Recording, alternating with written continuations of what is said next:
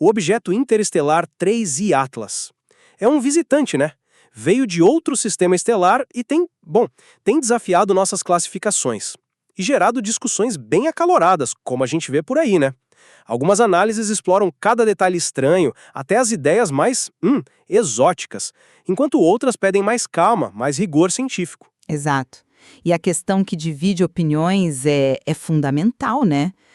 O 3 Atlas, com esse comportamento, essas características tão incomuns, ele é um fenômeno natural, talvez um tipo de cometa, um asteroide interestelar que a gente nunca viu igual, ou será que essas múltiplas anomalias nos forçam a considerar uma origem mais, extraordinária, talvez artificial? Então, eu vou defender a posição de que, por mais fascinante, por mais estranho que o 3 Atlas pareça ser, as evidências que a gente acumulou, especialmente as mais recentes, elas apontam para uma explicação dentro do reino natural. É um objeto raro, sim, sem dúvida, mas provavelmente um corpo celeste interestelar. E eu vou argumentar o contrário. Eu sustento que o conjunto de dados sobre o 3 Atlas apresenta tantas características fora do padrão, tantas coincidências improváveis que, assim, ignorar a possibilidade de uma origem tecnológica seria fechar os olhos para onde a evidência pode estar apontando, né? A explicação natural, embora possível, me parece cada vez mais esticada para conseguir dar conta de tudo. Bom, a minha perspectiva se firma não em uma única anomalia, mas na convergência de várias delas, sabe? É um padrão de estranheza que se recusa a desaparecer. Vamos começar pela polarização da luz que ele reflete. A gente mediu um valor de polarização negativa recorde, menos 2,7%. Olha, nenhum cometa ou asteroide conhecido no nosso sistema solar exibe isso. O que esse número significa na prática? Ele indica como a luz vibra depois de refletir na superfície. E esse valor extremo, ele se assemelha muito mais a como a luz interage com materiais que a gente pode criar em laboratório. Pensa assim, em estruturas muito porosas, como aerogéis de sílica ou certos pós metálicos fragmentados, sabe? Ou até poeira lunar sintética. É uma assinatura que grita incomum e potencialmente não natural. Depois, o tamanho. As estimativas variam, claro, mas apontam para algo entre 20 e talvez até 46 quilômetros. Isso é gigantesco. Milhões de vezes mais massivo que os outros 2 visitantes interestelares que a gente conhece, o Oumuamua e o Borisov. Como alguns analistas, tipo o Avi Loeb, têm calculado, a chance estatística de um objeto tão grande vindo de outra estrela cruzar nosso sistema solar interno, justamente agora que a gente começou a procurar, é baixíssima. Ele estima algo na ordem de 1 em 10 mil. E, inicialmente, o comportamento dele não era de um cometa clássico. Não tinha aquela coma brilhante, sabe? Aquela nuvem de gás e poeira. Nem os jatos que a gente espera ver quando um corpo gelado se aproxima do Sol. As observações iniciais, como as do telescópio SOAR, não detectaram emissões de gases típicos como o cianeto, o CN, ou carbono diatômico, C2. Pior, a assinatura de luz inicial, a espectroscopia, parecia mais com subprodutos industriais do que com rocha e gelo natural. Faltava até sinal de tricarbono C3, que é comum em cometas. Aí você soma isso à trajetória. Além de ser hiperbólica, o que significa que veio de fora e vai embora, ela está quase alinhada com o plano da eclíptica, o plano onde os nossos planetas orbitam, uma coincidência com chance de 1 em 500. E os sobrevoos próximos a Marte, Vênus e Júpiter. O Loeb calcula a probabilidade disso ocorrer por acaso em 1 em 20 mil. Isso levanta a hipótese de manobras deliberadas, talvez usando a gravidade do Sol numa manobra Oberth-solar reversa, que é uma técnica teórica para ganhar velocidade. E ainda tem a questão da composição química, com detecções de níquel sem o ferro que a gente esperaria junto. Cada um desses pontos isolados já é estranho.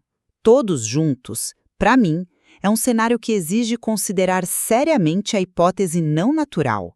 Olha, entendo perfeitamente a fascinação pelas anomalias, mas eu vejo a situação por uma ótica um pouco diferente, né? Mas alinhada com o processo científico padrão, como outros analistas, tipo Sérgio Sacani, defendem.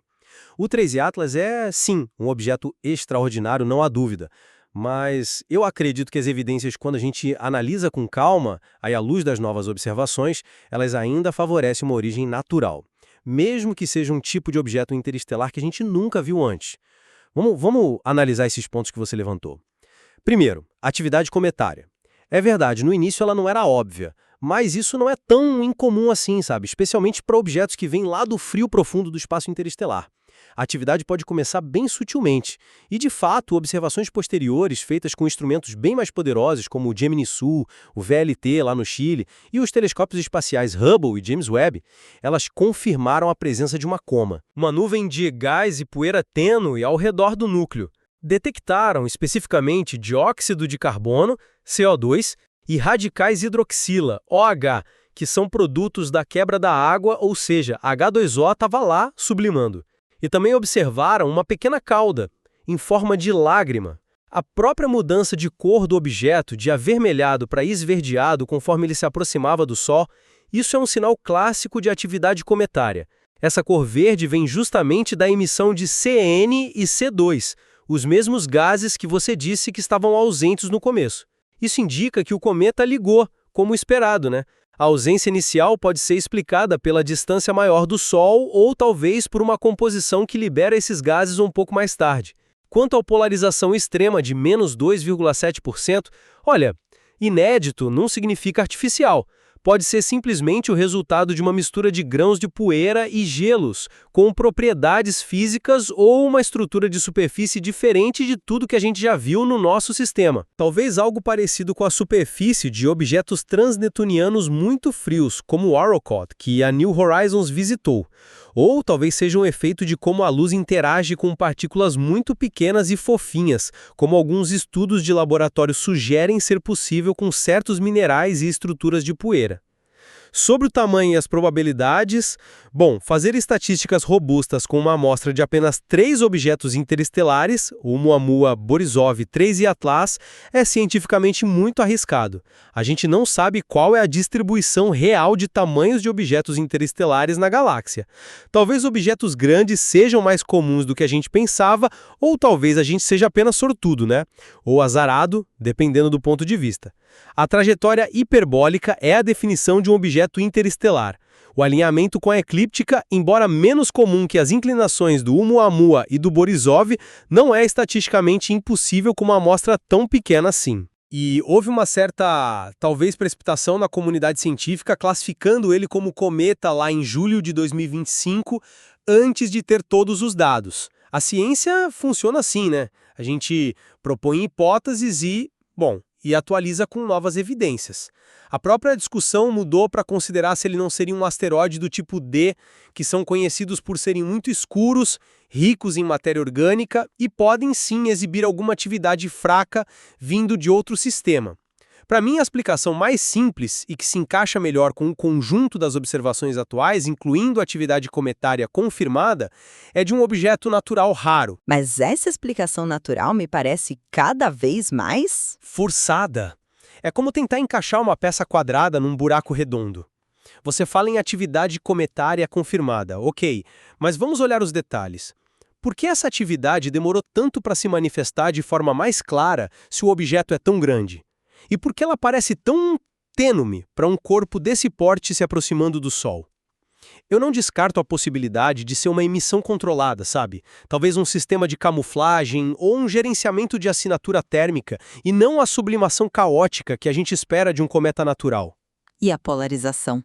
Você diz pode ser, talvez, mas o fato é que o valor de menos 2,7% se encaixa perfeitamente com o que a gente espera de certos materiais sintéticos porosos ou pós-metálicos. Comparar com o Arrokoth é interessante, sim, mas o Arrokoth não chega nesse nível extremo de polarização negativa. E a espectroscopia inicial? Aquela que lembrava subprodutos industriais e não tinha tricarbono. Isso não te soa estranho demais para ser só uma composição rara?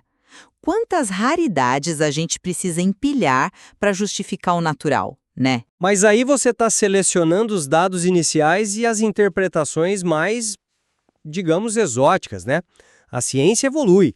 A espectroscopia posterior, com o objeto mais ativo, começou a mostrar características mais consistentes com materiais orgânicos complexos e silicatos que são esperados em corpos primitivos como os asteroides tipo D que eu mencionei. Esses são objetos escuros, ricos em carbono, matéria orgânica, formados longe da sua estrela. A composição deles pode sim explicar parte da espectroscopia em comum e talvez até a ausência ou baixa abundância inicial de certos voláteis como o tricarbono. E a atividade cometária. Ela não é um interruptor de liga-desliga, né? Depende da composição exata dos gelos, água, CO2, CO, etc. e de como eles estão distribuídos.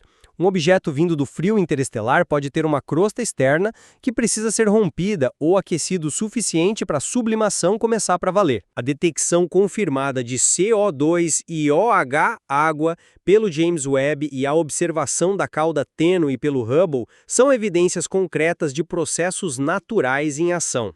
A mudança de cor para verde é o smoking gun, né? A prova da liberação de CN e C2, exatamente o que um cometa faz.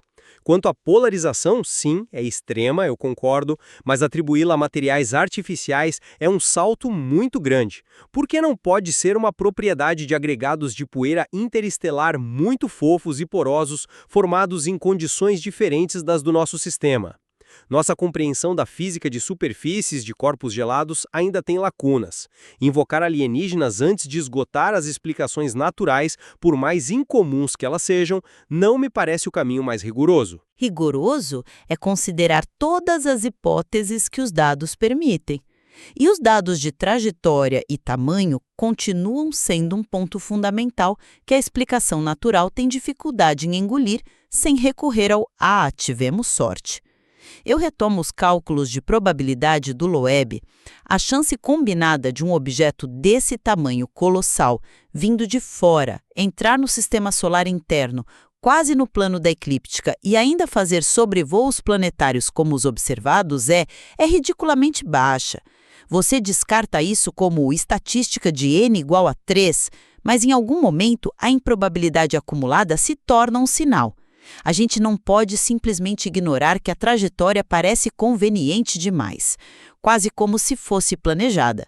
E se a gente considerar a manobra Albert Solar reversa não como ficção, mas como uma técnica de engenharia plausível para uma civilização avançada, a trajetória faz ainda mais sentido como algo deliberado. Com todo respeito, essa linha de raciocínio baseada em probabilidades com uma amostra de 3 é um terreno muito escorregadio.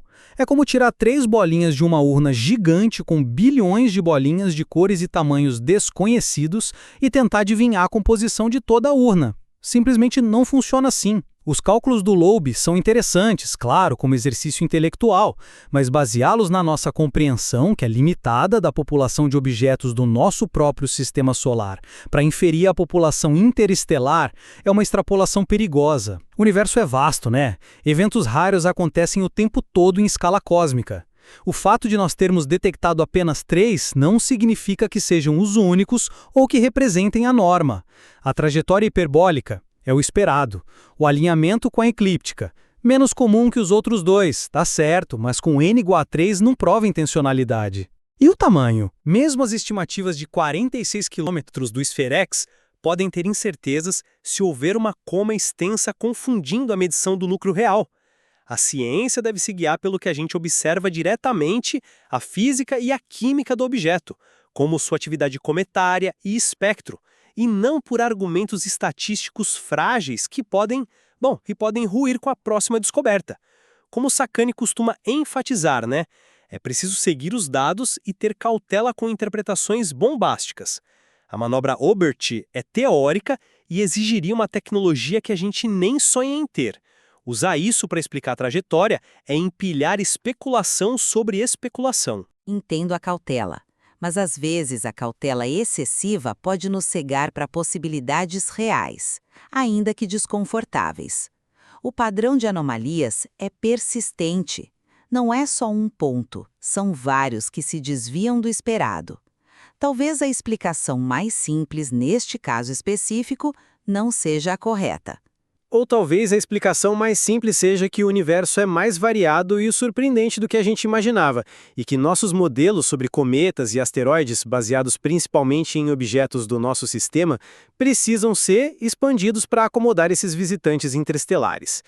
A história da astronomia está cheia de exemplos em que fenômenos inicialmente inexplicáveis acabaram tendo causas naturais, só que a gente não compreendia na época. Resumindo minha posição então, a combinação da polarização negativa extrema, que mimetiza materiais sintéticos, o tamanho colossal e a trajetória estatisticamente muito improvável, e o comportamento inicial atípico, com falta de gases comuns e espectro estranho. Tudo isso forma um conjunto de evidências que torna a hipótese de origem tecnológica, para o 3i Atlas, uma possibilidade que merece, sim, ser investigada seriamente. Não descartada a priori como ficção científica. A acumulação de estranhezas, como detalhado por fontes que não têm medo de explorar o incomum, exige uma mente aberta. A polarização, em particular, para mim, permanece como o maior desafio para os modelos naturais. Eu concluo reforçando que, embora o 3i Atlas seja, sem dúvida alguma, um objeto extraordinário que está expandindo o nosso conhecimento, as evidências observacionais mais recentes e robustas à detecção confirmada de gases como CO2 e OH, a presença de uma coma e cauda, a mudança de cor características de atividade cometária, aliadas à plausibilidade de encontrarmos composições e estruturas superficiais inéditas em objetos interestelares, tudo isso ainda pesa fortemente a favor de uma explicação natural. Como enfatizado por análises mais conservadoras, a ciência avança com base em evidências e explicações testáveis. E, por enquanto, a hipótese natural, mesmo que envolva um objeto bem esquisito, ainda é a mais consistente com o método científico. A atividade cometária comprovada é o pilar dessa visão. Nisso, a gente concorda plenamente. O 13 Atlas é um presente para a ciência, um objeto fascinante que nos força a olhar para o cosmos com novos olhos. Sua observação contínua é, sem dúvida, de importância crucial. Exatamente. O estudo de visitantes como ele não só testa nossos modelos sobre formação planetária e a diversidade de corpos celestes, mas também nos obriga a confrontar de forma científica a questão da vida e da tecnologia fora da Terra. Manter diferentes perspectivas em análise, com base no material que temos, e promover um diálogo rigoroso sobre as interpretações, isso é fundamental para a gente avançar no entendimento. Mesmo que a resposta final sobre a natureza do 13 Atlas ainda demore para chegar, tem muito mais a desvendar nos dados que continuam a chegar.